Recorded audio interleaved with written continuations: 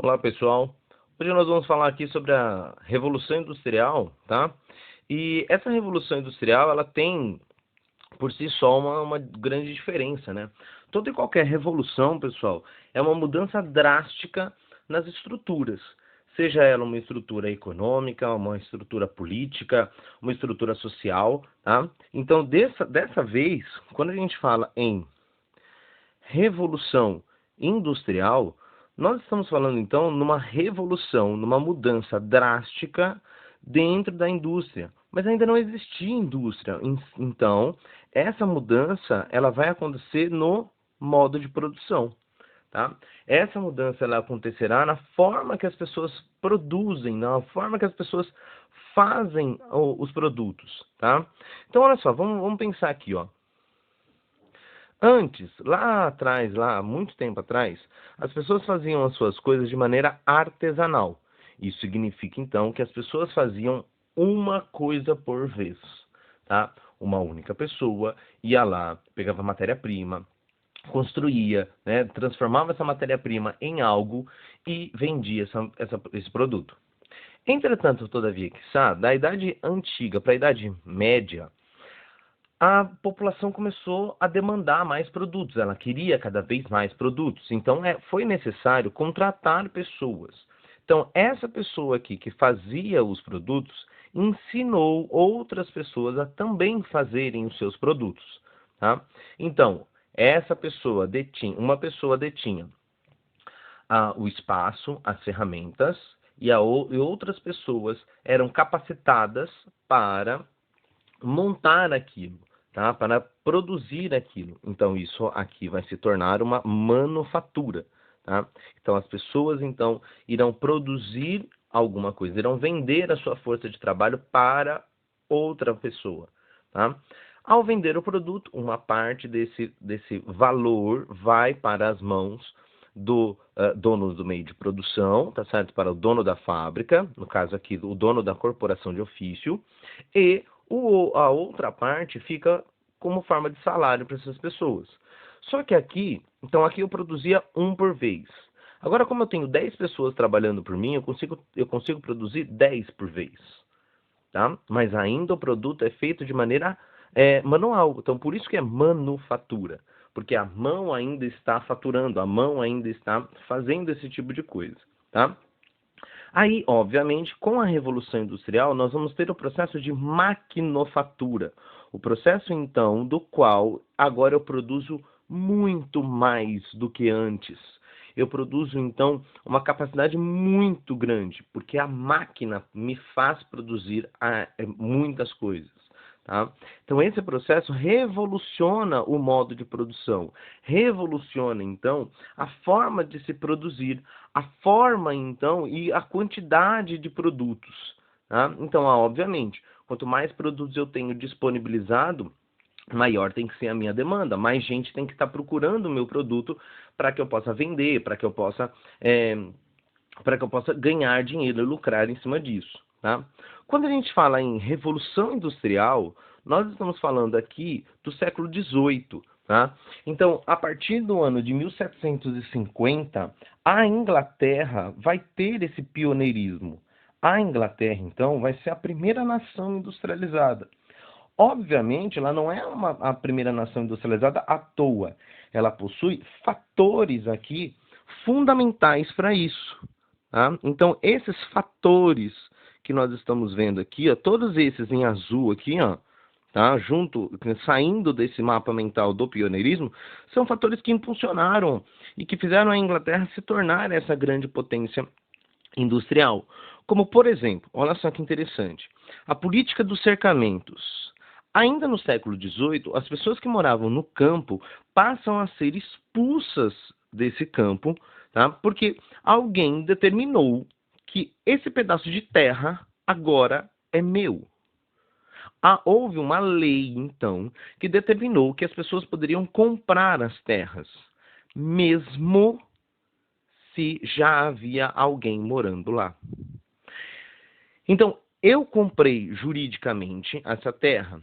Como você não detém a posse jurídica dessa terra, você então sai da terra.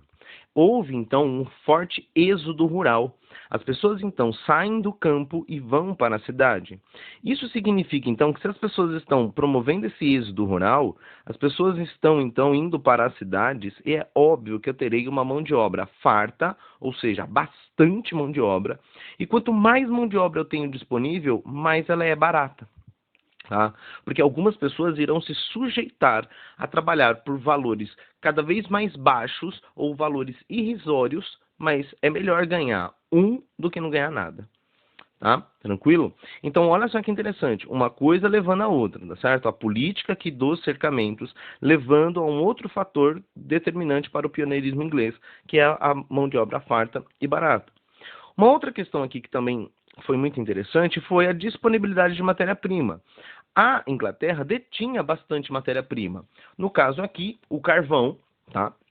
O carvão mineral que alimentava as máquinas, né, que era a força motriz dessas máquinas, né, que gerava, então era através da queima do carvão que você vai ter o vapor. E o vapor, sim, desculpa, né, o vapor, sim, é a força motriz.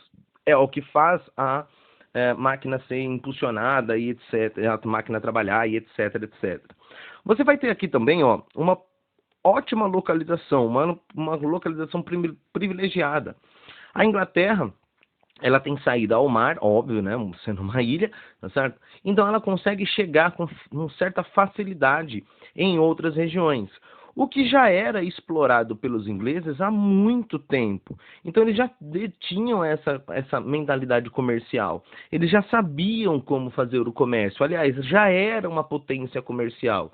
Então quando ele traz um produto novo, um produto inovador, nossa, é aí que as pessoas queriam comprar de qualquer jeito dos caras mesmo, tá?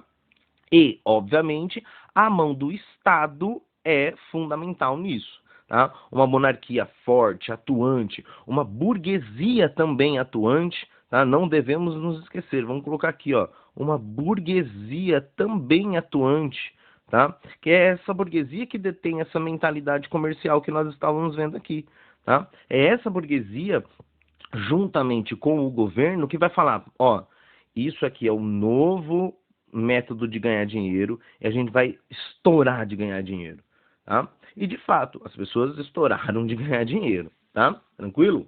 Bom, obviamente, pessoal, que essa revolução industrial é uma mudança significativa na vida das pessoas, tá? E esses operários, os trabalhadores da parte urbana, tá? Eles acabam tendo as suas vidas extremamente prejudicadas, vamos dizer assim, tá? Até porque, pessoal, eles viviam em péssimas condições, tanto dentro das fábricas quanto fora delas, tá? Dentro das fábricas, então, você vai ter horário de trabalho exaustivo, trabalhos insalubres, tá? Você vai ter nenhum tipo de direito, tá? Então você vai ter uma condição muito feia, muito ruim mesmo, tá? Fora das fábricas, eu acho que era até pior do que dentro das fábricas. Por quê? Quando você fala na vida dos operários fora das fábricas, nós estamos falando em aglomerados. Tá? As pessoas, então, que começaram a sair da zona rural e ir para a zona urbana, houve um crescimento desordenado dessa cidade. Então, você não tinha uma infraestrutura adequada para receber todo mundo, saneamento básico, por exemplo, uma poluição muito forte. Tá? Então é bem complicado mesmo. Então por isso que eles viviam em péssimas condições. Lembrando também que uma das questões aqui, né, dentro das fábricas, é você trabalhar muito e ganhar pouco. Então isso também se reflete na vida fora das fábricas. Tá? Tranquilo?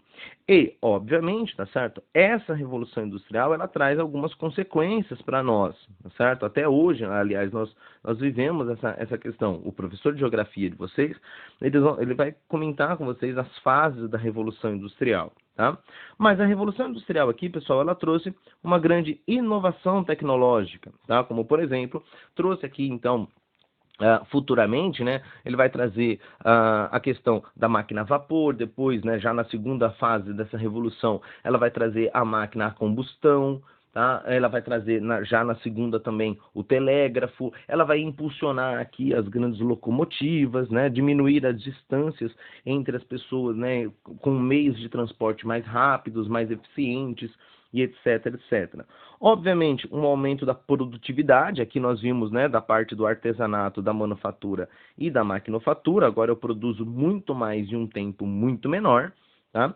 A diminuição das distâncias nós já comentamos, tá certo? Aqui na inovação tecnológica, tá certo? E aqui, pessoal, olha só que interessante, a luta de classes. É aqui que você começa a ter duas classes diferentes, os donos de meio de produção versus o proletariado, tá?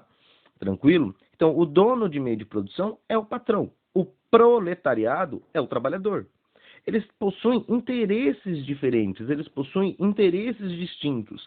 Mas calma, nós vamos falar sobre essa luta de classes muito melhor, tá? Quando nós formos falar sobre socialismo, sobre socialismo utópico e científico, sobre anarquismo, sobre o próprio liberalismo, tá? E a gente vê essa disputa aqui entre eles.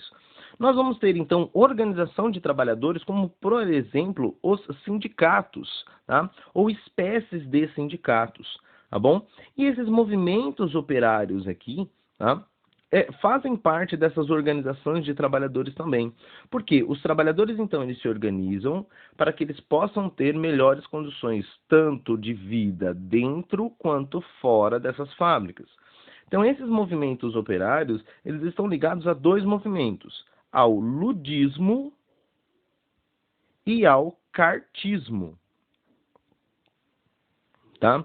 Por exemplo, o movimento ludista é um movimento de quebra das máquinas. As pessoas, então, elas falam, olha, é o seguinte, agora, então, nós não temos condições de vida adequadas, nós não temos isso, nós não temos... Então, eles quebram as máquinas para ver se a vida deles melhora. Tá? Como uma forma de alerta ao patrão, né? Como, ó, eu vou quebrar a sua máquina e aí você atende as minhas reivindicações, etc, etc. O problema, pessoal, é que ao quebrar a propriedade privada de alguém, você está cometendo um crime. E muitas dessas pessoas, elas eram presas e as condições de vida não melhoravam, tá? Dessas pessoas.